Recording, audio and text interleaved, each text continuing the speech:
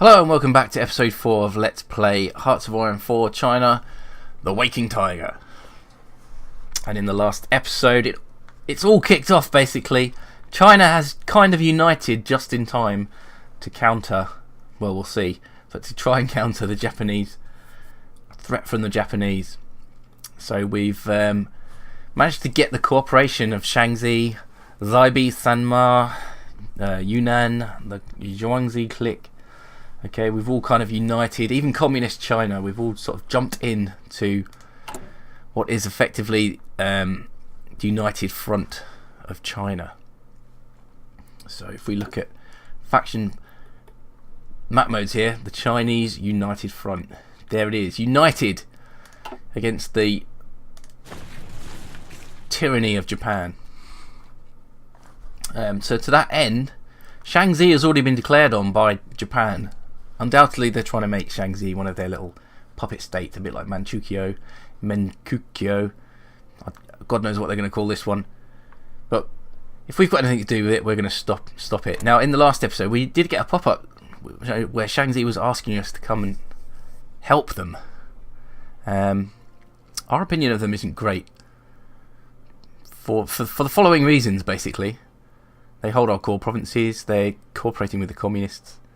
However, they do like us because they're part of our faction, the same ruling party.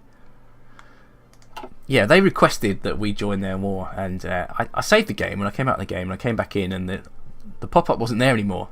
But we still can join their war, so that's what we were going to do. So we should be able to join their war. That's it, the Japanese-Shaanxi war. They will accept.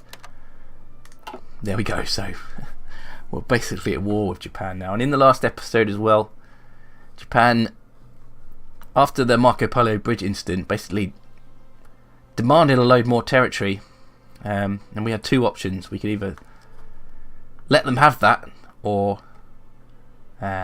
stand up to the Japanese basically, and the situation has come to this where we're now head to head with the Japanese. We refused to give up that territory, and so now the Japanese are preparing to invade.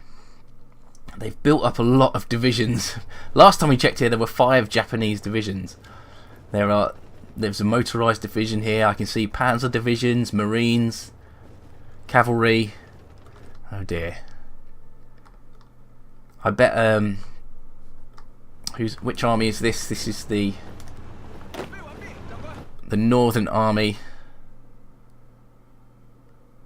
Yes. See, originally old Gu Sutong, who is the general here, he was saying the plan was good, that the enemy were inferior, because we've got this little plan here to retake this territory, the Yuhol territory here. But now he's not so sure. It's pretty risky now. The Japanese have built up their defences there. There's lots of Japanese divisions there now. So I'm expecting an attack from the north, and I'm expecting a seaborne invasion from here, which is why we have our coastal army. Decisions available, and this is something I wanted to look at because we desperately need to remove our army corruption. And there is a army reform here. What do we need? More than 99 army experience. That's what we need to build up, army experience, and we've got 25 at the minute. However, our army experience should shoot up rapidly soon. Experience that getting massacred by the Japanese, all the experience that will give us will increase it, and we can use that to help reduce corruption in the army. I'm guessing while the army's at peace and it's things are quite benign, there is a lot of corruption, but when people start dying, they need to get a grip and get rid of that corruption for the sake of their own survival, I guess. So once we get enough experience, and I believe you have to select this army reform decision up to 3 times to completely get rid of army corruption, and it's going to cost me 100 army experience each time. So at the start of the game I thought it would be as easy as just clicking on a national focus to get rid of army corruption, but that doesn't appear to be the case now. It's going to be a very long term thing. The war is going to be well and truly underway before we rid the army of corruption completely. I think we're going to suffer in the early stages of this battle. Which brings me on to the next thing. Construction.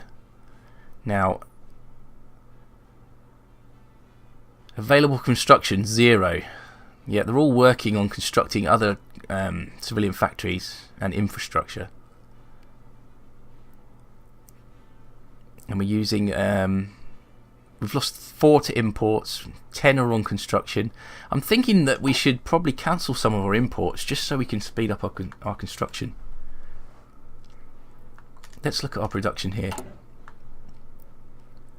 We're using tungsten and steel to produce our artillery pieces, which have been slowly fed to the front. I don't know if any of these infantry divisions have received any artillery yet. Oh, look, this infantry division has one 75mm Type 10 artillery piece. One. 6,000 men and one artillery piece. It's supposed to have 12, which isn't a lot in itself, but that's the state of play of the artillery. We are slowly producing it. I don't know. I think we'll continue to produce artillery. We'll continue to use those imports. We'll just have to hope that these factories get built quickly. Just seem to be going really slowly. Maybe I'm doing something wrong, I don't know. Which army do we want to reinforce first? Well, the main threat at the minute is from the north here. I'm expecting a seaborne invasion, like I say, but the main threat is from the north. There are confirmed reports of Japanese divisions moving into position around the Manchurian border. So I think these armies really in the north have got to be the priority for reinforcements.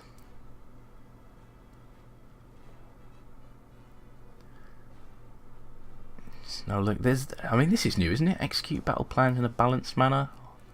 We can change that to aggressive or careful. Balance sounds good for now. Balance sounds good for now. So really we just need the army experience to build up. Continue doing our research and hopefully get rid of this army corruption. What I really wanted to do was build a defensive line down here. I think I'm going to do that now. I'm going to do that. So a defensive line, we looked at the terrain here. There's obviously a major river. If the Japanese are going to attack from the north, then I think if we fall back to here, that will be good. I mean, they've got a deep water port here anyway, so protecting this one isn't really a priority, seeing as they already have one. Yeah, we should build a defensive line here, following this river through Shandong, across this pass through the hills here. There's another pass through here through Zhengzhou, though I'm guessing this will be easier to defend because there is a town here. But we'll see. Yeah, this is where I'm going to build my defensive line, so let's do that. Land forts. Let's get the whole thing up to I can't see the terrain anymore. Get the whole thing up to level 1 and see how long that takes.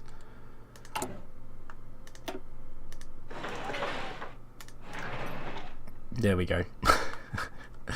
Let's prioritise the building of this line here.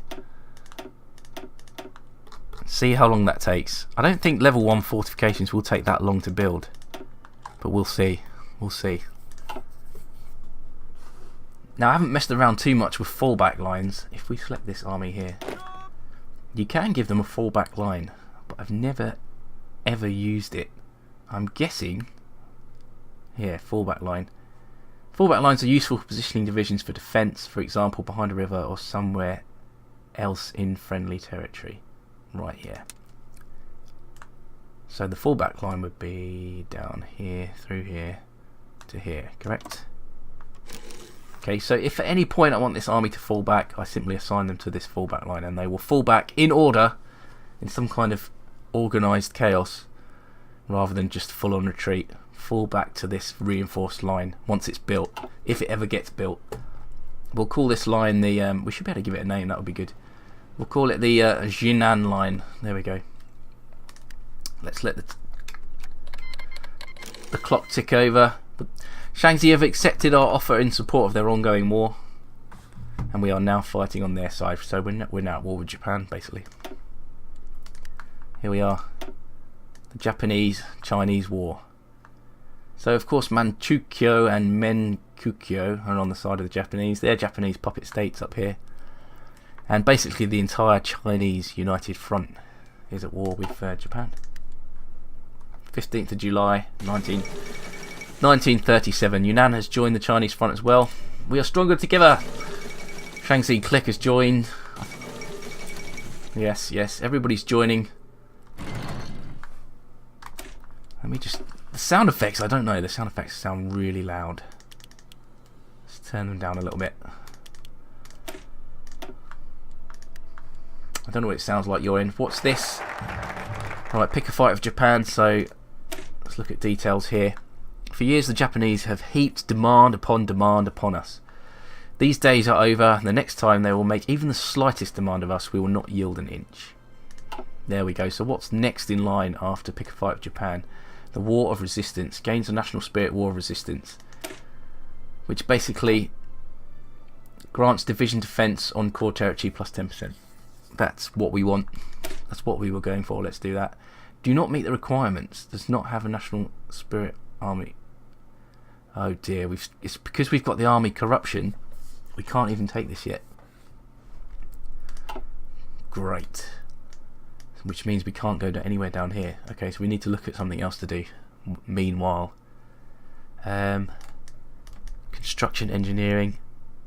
Yeah, let's do this. Construction engineering. This is an ongoing one, okay, but it'll speed up corruption of the line. Don't meet requirements again. Why not? Because we need to unlock one more focus. Okay, fair enough. It's only one more. We were going to work towards building relations with the US, weren't we? Mission to the US. So invite foreign investors. Add 2 off-map civilian factories. Sounds good. We'll go for that then, while we're waiting to deal with our army corruption. Whew. Japan has called in, yep, their allies. Has anybody died in this war yet? We've had no casualties yet on either side. I wonder if our so not even our aircraft have been in action, seen any action yet. They will be soon.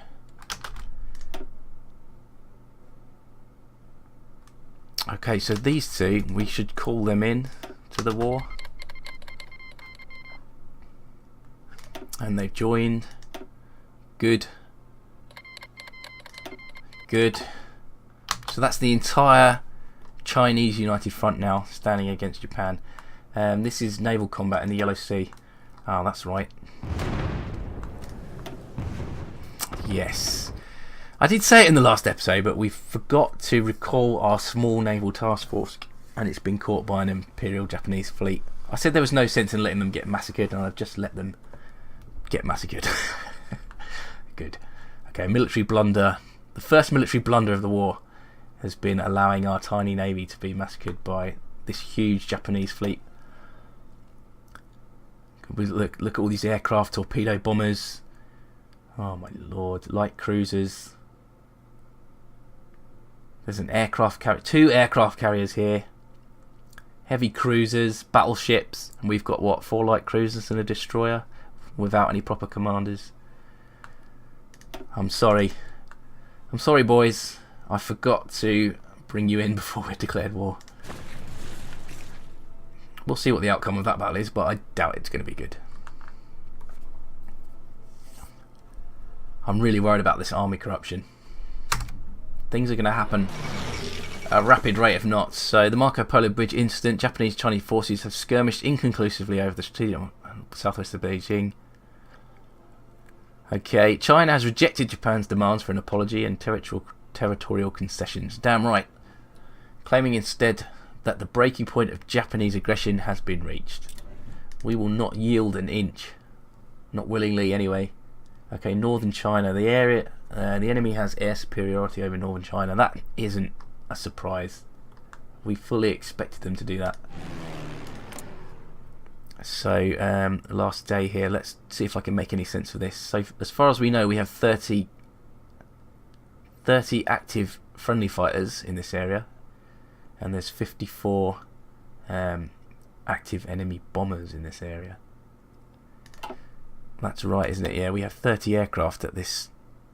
I'm thinking perhaps we should transfer some more fighter aircraft to this area.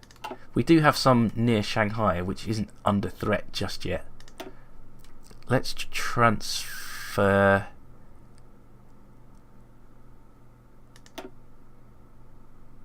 Yeah, all 70 of these aircraft. Let's send them to the north.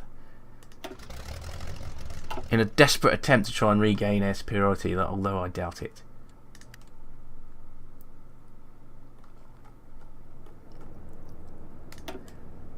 So they're there now. Fly missions in this area by day, normal operations, intercept bombers and try and gain air superiority. There we go.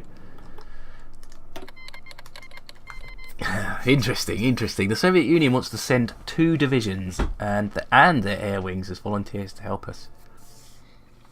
Now, we're not on good terms with the communists, but I think we need all the help we can get, so we're going to begrudgingly agree to Soviet intervention. Okay, so those divisions are on their way. So the Soviets haven't directly declared war on Japan, but they are willing to help us out because they're not fans of the Japanese either. Okay, let's unpause the game and see what happens next. Any action on the northern front yet? Not really, not on the ground. There's been a bit of fighting around the Shaanxi border here. Okay, we've got radio. That will increase our reinforcement rate. Radio detection, I don't think we need that. What do we need next? We could go for construction 3 to build up, speed up construction of our defensive lines. We've got a 65% bonus on basic machine tools, but I don't think none of our production lines are at max production efficiency anyway.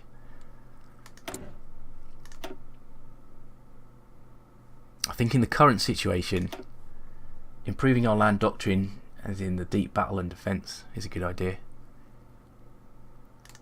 We're pretty much up to date with infantry equipment. We could go for night vision 1 already. That's insane. That would take a long time though. Support companies were working on that. I think construction 3. It's a little bit ahead of time, but not too far. We'll do that. Okay. Oh my lords, what is happening? World tensions at 10%. The Soviet Union was the last to increase it by sending volunteer divisions to China. So starting here, expeditionary course request. Yunnan wants to send 2 divisions. Of course, we will accept. Yunnan being down here. Zaibi Sanma have got 5 divisions they are willing to send over here. And Xinjiang, 2 divisions. Xinjiang being over there. So are they part? They're not part. Are they part of the faction? They are. There you go. And our old friend Communist China are going to send a whopping 8 divisions. This is good. This is good. I suspect that their divisions are not particularly well equipped. I don't know if we can have a look now. Yeah, their divisions are a lot bigger than ours. They've got 10,000 men in each division. They don't have any kind of support, pretty much the same as ours, but they are a lot bigger. Okay, cool. We still don't have air superiority over northern China.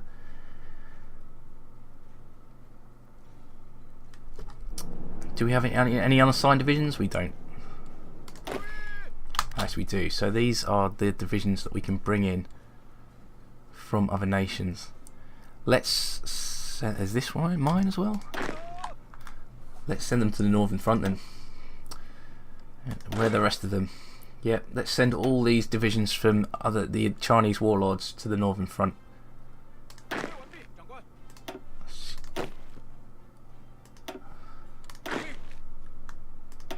Just keep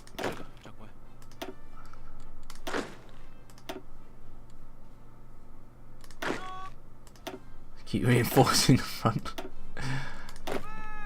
This should make quite the difference actually, given their divisions are a lot bigger than ours.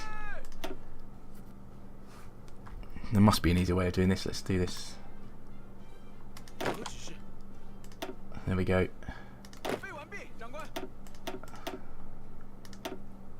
Okay, that's all the unassigned divisions. Now assigned.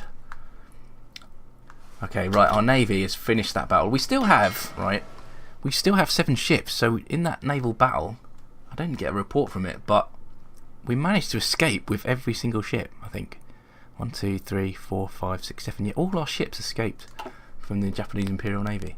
That's quite impressive, and they're now in port here in Shanghai, hiding. And I'm not going to make them. Are they? Let's cancel.